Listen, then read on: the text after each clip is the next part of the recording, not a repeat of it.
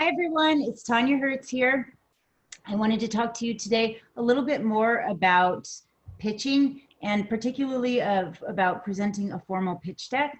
And so I'm going to go ahead and share my screen with you, including the PowerPoint slides, and we're going to look at some more about pitches. So in another video, I talked a little bit more about elevator pitches, including your description of the company, the description of the total market size, and then any milestones that you've reached. And then you include to that your sort of aha aspect or differential advantage, your business model, one of the 50 traditional business models or common business models, a little bit about your team, and then finally your ask. And everyone should always have an ask, even if it's something as simple as for feedback.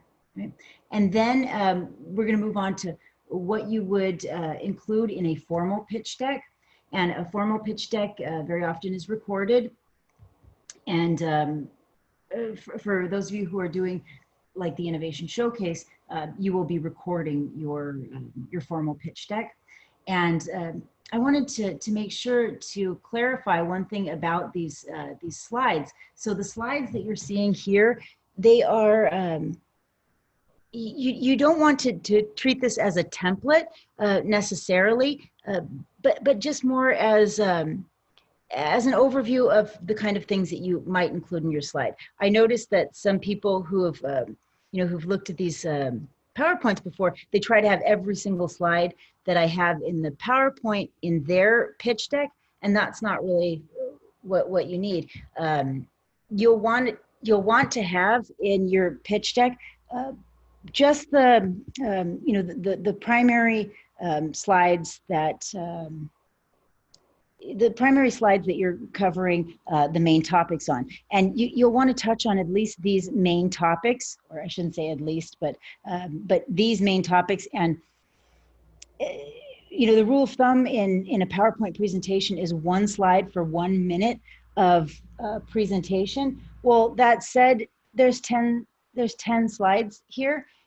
You don't want to talk for 10 minutes. So that means some of these are going to need to be a little bit faster or shorter, clearer than you would normally see in a pitch deck. Okay. So in your slides, I really want to make sure that you're using pictures, not words. Okay. Pictures, not words. We as human beings, we can't do too many things at once. We cannot both read and listen to a presenter at the same time. And if you have too many words on your slides, we'll be trying to read your story, not watching you. So you see here how I have my video turned off. In your pitch deck, you do not want to do that. With the video on, hi everyone, here I am. There's something to look at. You can see, you get so much from facial expressions, from body language, that you just lose when I go away. And so make sure that your camera is on. Make sure that you don't have too much information on your slides, but that you have just enough to support what you're saying. And then also, you want to make sure, I'm turning mine off for a moment here, but you'll want to make sure that you do not use sentences, okay? You use as few words as possible, and you don't put complete sentences in. And since they're not sentences, there are no periods at the end of them. They're bullets, right? And they're short. You get rid of all those extra words. Now, the pictures should be high quality. The pictures should be not clip art. Please no clip art, or very little clip art. And only include photos when they add value to the story. If it's not a place for a photo, don't put a photo, okay? Excuse me. You'll want to have an introduction slide and a team slide. Now, these are not in any particular order. You can choose which order you would like, what makes most sense to your business. But you do want to make sure that you always start a presentation and stop a presentation. So you start with enthusiasm, you grab the audience's attention, And you still keep it professional though. So it's that balancing act between conversational and professional, enthusiastic, engaging, but still serious, because you know, very often you're asking for a lot of money from people as well. We want your one line description of your business, or one sentence description, your elevator pitch again, right? It's your clear, concise description of that business. You want information about the team, and in that teams section, you don't need to necessarily tell me every single thing about each of the team members. You know, if one team member has a lot more that they're adding, or they make you look good, you know, spend more time on talking about that particular team member. You do want to let us know what role people have in the company, and then a good idea is to tell us why they have that role in the company. So don't just say, you know, Jennifer is CEO, Krish is CTO, Carrie is CFO, right? You might say something like, Carrie is CFO because she has 14 years in experience in financial planning. Krish is the CTO because he has experience launching other tech startups, and has a lot he can bring to the table. Now, if you have any experience launching other startups or making other people money, include that. Always include that. If there is anybody on the team who looks really, really good to the investors, talk about that. Talk about that. Cool. Moving on. Always your problem, your solution. So I always tell people in the problem section, in fact, anywhere in the pitch deck, when you can include a narrative, a story, that's what makes it memorable. That's what that talks to people. That's what touches their hearts and souls and makes them say, yes, I want to give these people money, and I support them, and I understand them. And people don't buy, you know, they don't buy products or services for what you do, but more why you do it, right? So you want to paint a picture of why you're starting this company, and the more vivid and descriptive, the better, right? Without being flowery, because it's still business. But a good example, one of the teams going through the rec right now, they are starting a company where they have it's basically a service to help nurses to not make so many mistakes. And they talk about a real world example of somebody in one of their families that was negatively affected, actually died because of a mistake that a nurse made. Now, when you're telling that story, you don't want to be smiling, you don't want to be upbeat. You want to, you know, you're telling, even though you might have told it 1,000 times, nobody else has necessarily heard it. But that's the kind of story that it's memorable. It's you get it, you understand, and you can empathize with them. So the solution is essentially how you're solving the problem with your business solution, right? This is another place where you could add your business model. Okay, let's see here. Your value prop. This is the pain point, right? This is and this doesn't have to necessarily be a separate slide. None of these necessarily have to be separate slides. You might combine them, and however you want to do that, that's up to you. But your value prop is the pain point, why the customers care, right? The higher the pain point that you're solving, the higher the probability that your business will be successful. So remember, people are much more likely to buy aspirin than they are to buy vitamins, because aspirin is curing this headache that you have right now, right? Where vitamin, promise of some future thing that may or may not work. So if you can show that this is a big problem and a serious problem, that's a good thing, right?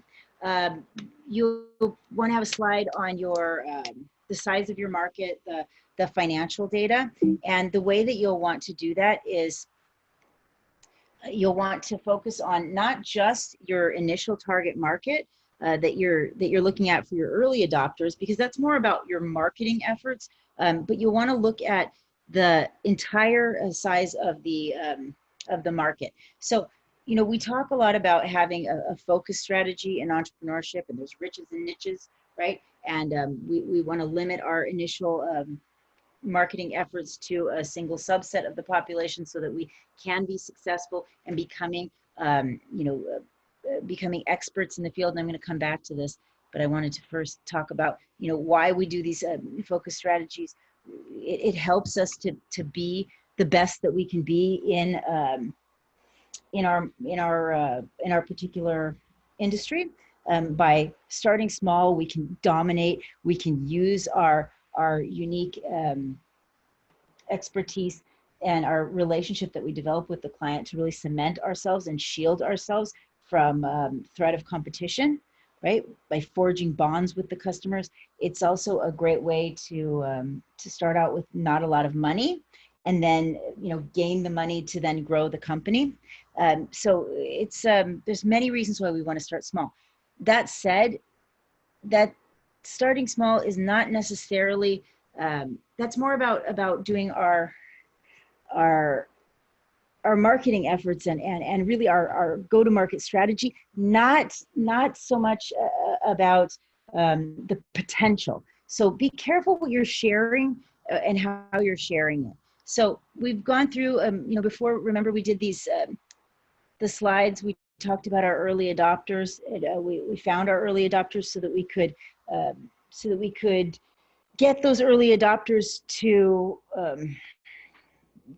sell for us, right? To be the mouthpiece of our company. And so when we did these slides, like the market segmentation, not slides, I'm sorry, but charts, they were really useful in helping us to get through the the customer the customer discovery process. And that's wonderful. That's great. We were able to locate the size of the market for our early adopters, but not the entire market in general. There's many segments within our markets, right? And so when we're sharing, and it could be B2B or it could be B2C, but when we're sharing, we want to make sure that we are sharing our potential, right?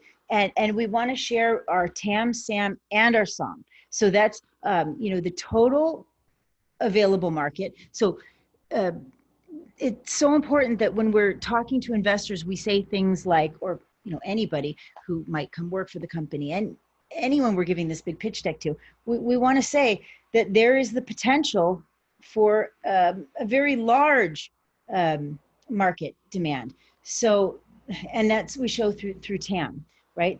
Total available market. That's the market if you were a monopoly and you were able to sell to every single person in that market, right? Not really realistic, right?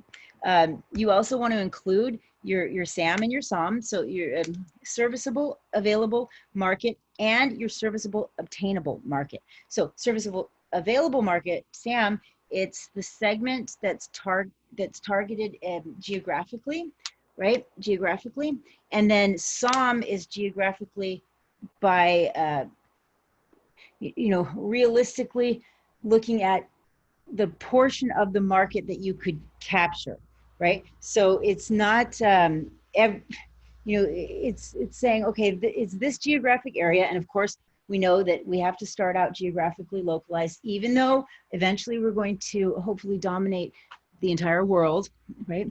We still have to have that geographic localization, but then it's unrealistic to say that we're going to have all of the market, right? We know that we will never be able to capture all of the market. And so that's what the SOM is the portion of the market that we could realistically capture.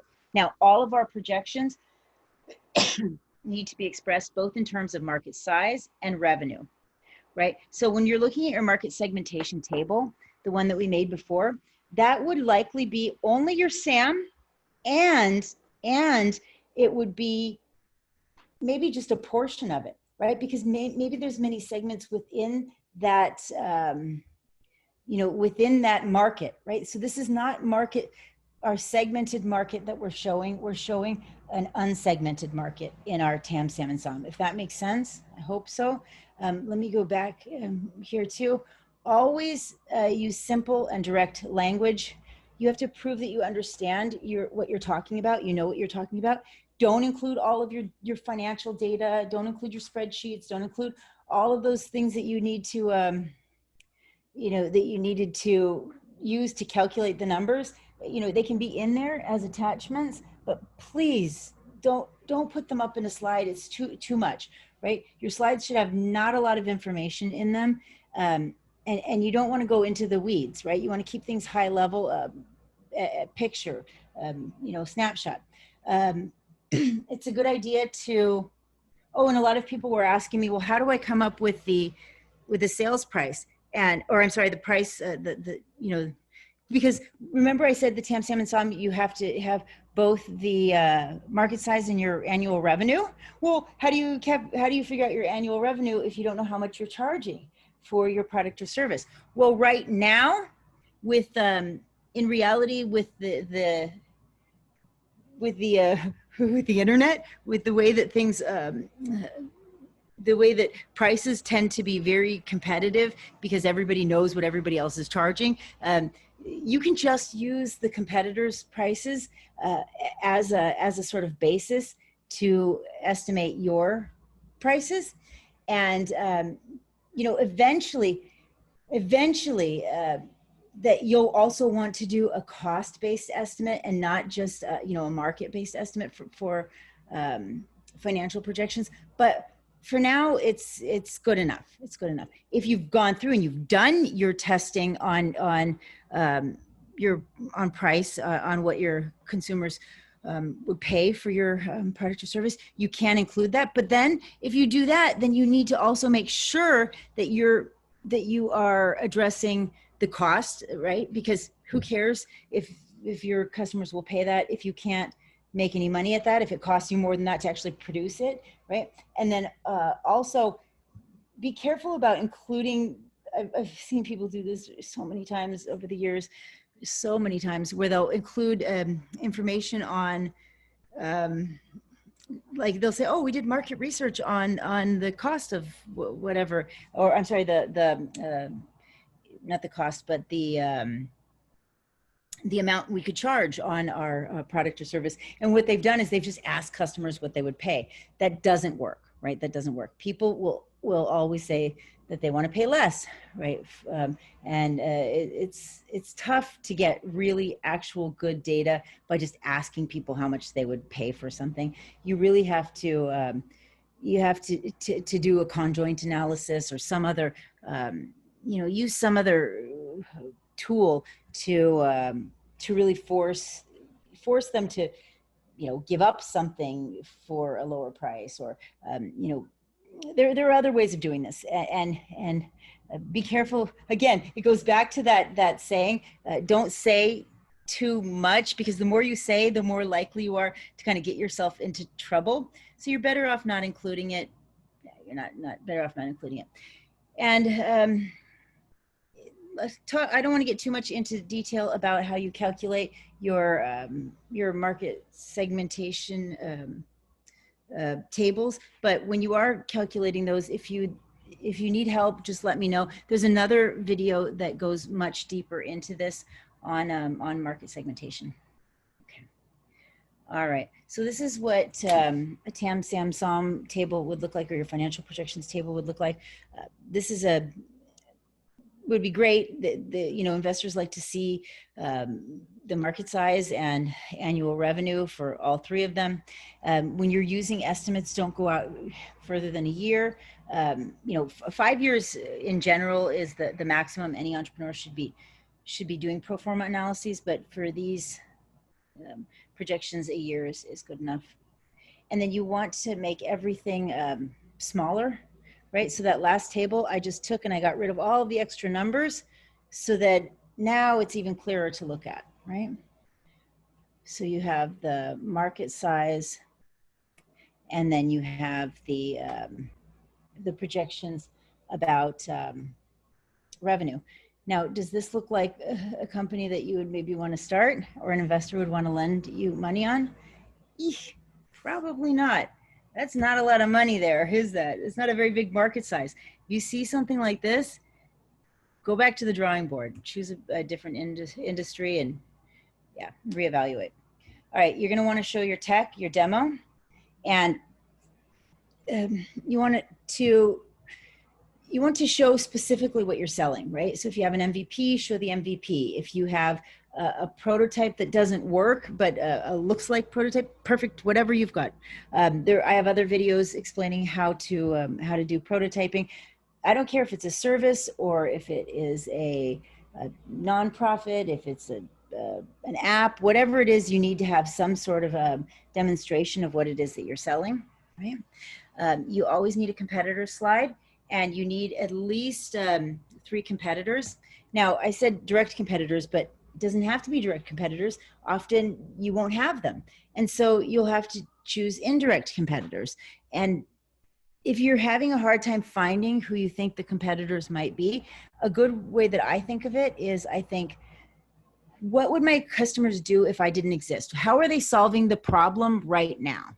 Right? What are they doing to solve the problem right now? And that's who I'll use as my competitors.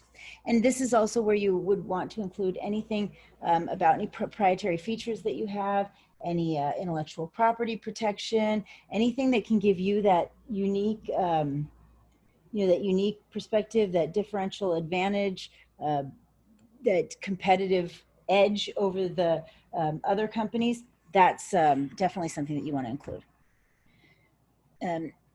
I have, like I said, videos on how to include a prototype if you do not yet have an MVP, and you can do all sorts of things. I love to do pretendo types, right? If you can't make it, you might be able to fake it, like IBM did here in this example when they were testing the talk to text feature. The point is, you don't do anything based solely on assumptions. Everything needs to be tested, right? And keep everything simple, right? Don't spend too much time or effort on your MVP or on your pitch deck. You want less is more. You want short videos. You want short descriptions. You want. I mean, this is a good example of a competition slide, right? Pictures, not a lot of words, and again, less is more. Less is more.